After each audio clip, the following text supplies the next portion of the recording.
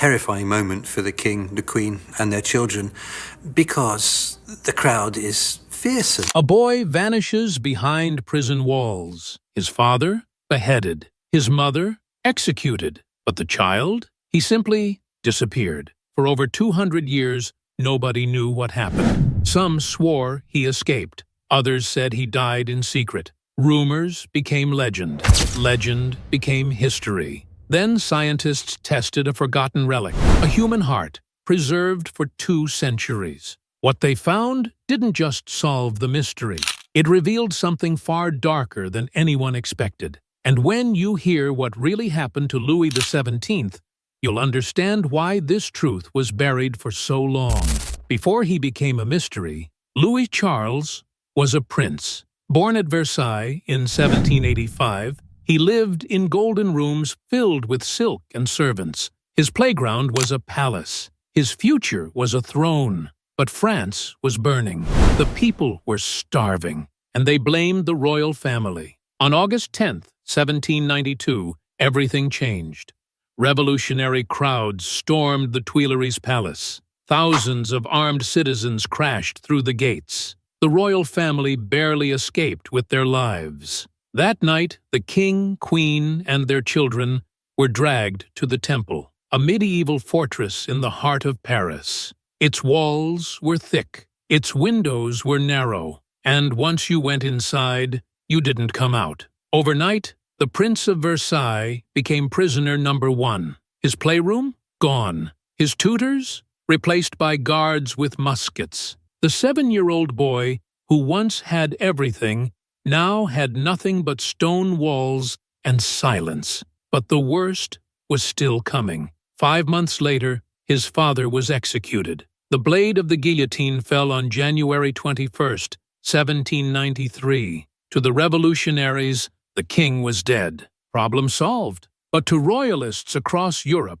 the boy was now King Louis XVII, a child king locked in a tower, and that made him dangerous. The revolution had cut off the head of the monarchy. Now it needed to destroy what remained, and the boy was next on the list. At first, the prison wasn't torture. The family stayed together. Louis Charles had his mother, his sister, and his aunt. They ate meals together, they talked. They tried to pretend things were normal. But the revolution wanted to break them, and it started with separation. In July 1793, guards came for the boy. They ripped him from his mother's arms. Marie Antoinette screamed. She begged. It didn't matter. The 8-year-old was dragged away. He would never see her again. 3 months later, she was dead. The guillotine took her too. Now Louis Charles was truly alone, an orphan locked in a fortress, and his new guardian was no friend.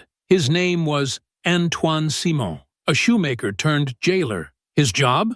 Destroy everything royal inside the boy. Make him forget who he was. Some reports say Simon forced the child to drink alcohol, to curse his dead parents, to sing revolutionary songs mocking his own family. Whether every detail is true, one thing is certain. The boy was not treated like a child. He was treated like an enemy. Then Simon left, and somehow things got worse. The guards stopped talking to Louis Charles. They stopped letting him outside. They slid food through a hatch in the door. Days passed, then weeks, then months. The Prince of Versailles was rotting in darkness, and nobody was coming to save him. What happened next would remain hidden for 2 centuries. By 1795, the boy was unrecognizable. Visitors who glimpsed him were shocked. The healthy prince was gone. In his place was a skeleton, thin, pale, covered in sores.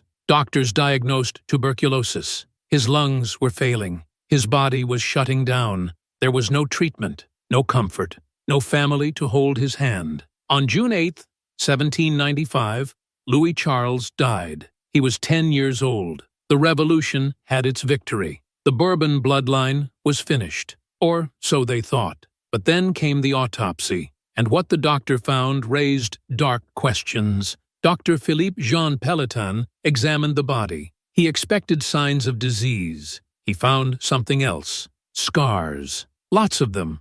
marks that didn't match tuberculosis, wounds that suggested something worse than illness. Had the boy been beaten, starved on purpose, left to suffer until death came? The doctor never said it publicly, but he did something strange. He cut out the boy's heart. He placed it in a jar of alcohol, and he kept it. Why would a doctor steal a dead child's heart? What did he know that he couldn't say? The body was buried in secret. No ceremony, no witnesses, no grave marker. The boy vanished, but his heart did not. The revolution said the boy was dead, but not everyone believed it. Whispers spread across Europe. What if he escaped? What if someone smuggled him out? What if the body in that secret grave belonged to someone else? For royalists, the idea was irresistible. The Bourbon dynasty had ruled France for centuries. It couldn't just end with a sick child in a prison cell. There had to be more to the story. And so, the legend was born. The Lost Dauphin, a hidden king waiting to reclaim his throne. The rumors were wild. Some said loyal guards switched him with a dying orphan. Others claimed he was living in the countryside under a false name. Every few years, the story grew bigger. Then came the imposters. Over the next century, more than 40 men stepped forward. Each one claimed to be Louis XVII. Each one had a story of secret escapes and hidden identities. The most famous was Karl Wilhelm Naundorf, a German clockmaker with a convincing tale. He insisted he was the real king. His followers believed him completely. When he died, the Netherlands even put Louis Charles on his death certificate. Was he telling the truth? For decades, nobody could prove otherwise. The mystery kept growing. Books were written. Debates raged. Families fought over the true heir to France. But there was one thing nobody considered. The answer wasn't in stories or documents. It was locked inside a stolen heart. Remember that heart Dr. Pelletan stole? It was about to have its own strange adventure. First, a medical student stole it from Pelletan. Then Pelletan stole it back. He kept it hidden for years. When he died, his family inherited the jar. The heart traveled through private collections,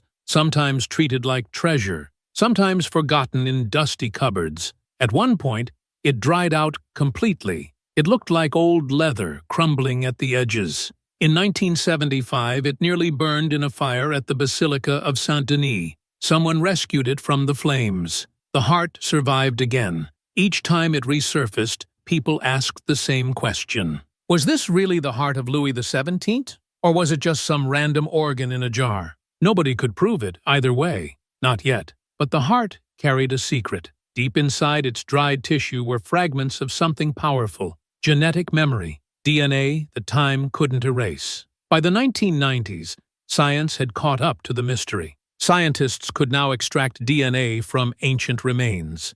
They could compare it to living relatives. They could answer questions that had haunted Europe for 2 centuries. The heart had waited 200 years. Now it was ready to speak. In the year 2000, scientists finally had their chance. They approached the heart with tools that didn't exist during the revolution. Microscopes, genetic sequencers, molecular analysis. The plan was simple but brilliant. Extract DNA from the heart. Compare it to Marie Antoinette's bloodline.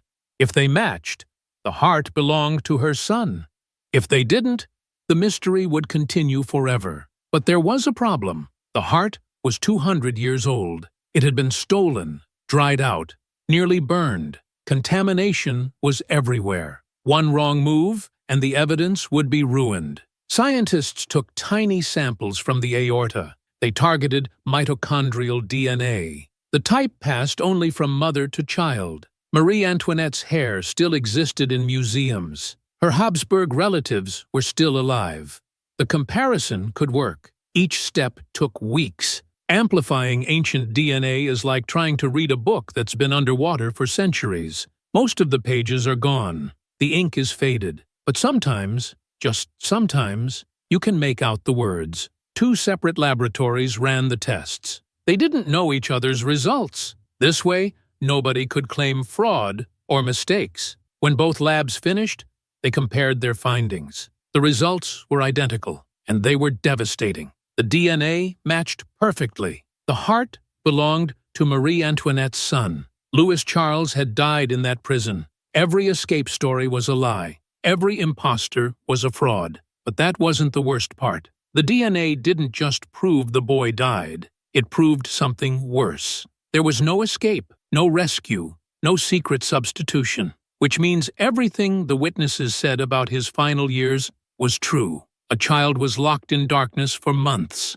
fed through a slot in the door. His guards didn't speak to him, didn't clean his cell, didn't treat his illness. The scars on his body weren't accidents. They were evidence. Think about what this means. The French Revolution promised liberty and justice, but it tortured a 10-year-old to death. Not with a guillotine. That would have been mercy. They killed him slowly, with neglect, with isolation, with calculated cruelty. The legends were comforting, because they meant the boy escaped this fate. But science destroyed that comfort. Louis Charles died exactly where they left him. Alone, sick, forgotten. This is what we mean by worse than we imagined. In 2004, they finally buried the heart at Saint-Denis. A royal funeral, 209 years late. The family was reunited in death. But here's what nobody talks about. When Karl Naundorf died claiming to be Louis XVII, his descendants fought for recognition. They still do, even after the DNA proved him false. Because if you dig deeper into the French royal archives, there's another mystery. 3 death certificates exist for Louis Charles. 3 different dates, 3 different causes. Why would they need 3 death certificates for one dead boy?